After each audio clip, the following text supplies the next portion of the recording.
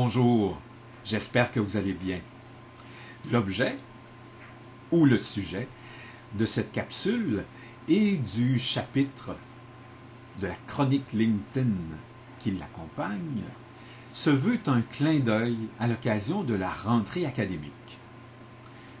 Non pas le classique clin d'œil du cerbère Patrick Roy devant les tirs des Kings de Los Angeles lors de la dernière conquête de la Coupe Stanley par le Canadien de Montréal, mais bien l'humble clin d'œil de Luc Barsalou, linguiste et retraité actif, au sujet de l'enseignement des classiques.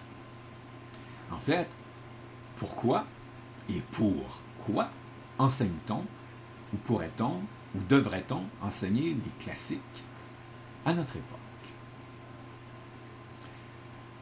La chronique et le chapitre se penchent sur une définition de ce qu'est un classique, qui n'est pas limité à l'époque du classicisme littéraire ou artistique, mais bien à des œuvres qui ont eu un impact, ou en fait un certain équilibre entre le fond et la forme. La chronique et le chapitre écartent l'hypothèse selon laquelle il faille enseigner les classiques parce que l'on se doit d'être en contact avec ces œuvres, on se doit de les connaître, mais bien plutôt pour des raisons propres à ce que un de mes anciens collègues nommait comme la nécessité de mettre les apprenants devant le fait qu'elles ne sont pas seules devant les situations de vie ou les difficultés qu'elles ou ils rencontrent. Donc, il faut proposer une rencontre entre les apprenants et des œuvres devenues de longue ou de plus récente date des classiques, des œuvres d'impact.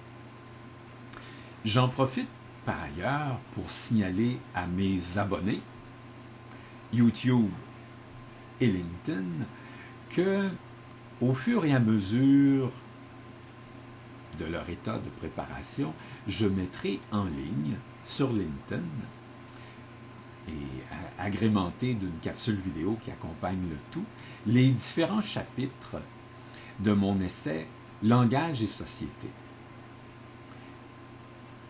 Chacune des chroniques sera intitulée, dans son intitulé sera précédée d'un numéro, donc qui renverra à un chapitre particulier. Ce ne sera pas nécessairement dans un ordre linéaire.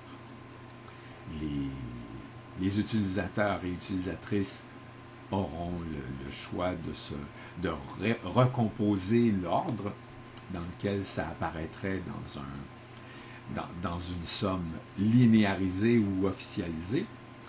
Et au fur et à mesure, au moment où mon site Internet sera vraiment mis à jour, ce sera proposé dans un tout, dans un ordre linéaire. Mais ce sera disponible gratuitement. Et j'y tiens un peu. Je suis un retraité actif.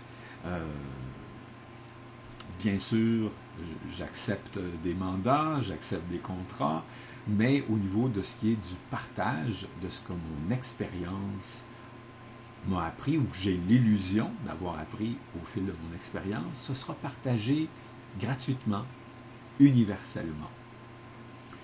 Si l'on souhaite m'entendre dans le cadre de colloques ou de conférences ciblées, là,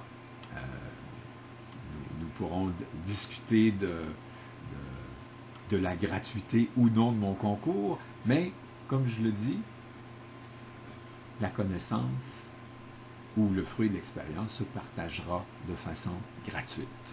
Sur ce, je vous souhaite une bonne lecture, je vous souhaite une bonne journée, et j'insiste, je vous souhaite de bien prendre soin de vous et des personnes qui vous sont chères. Au plaisir!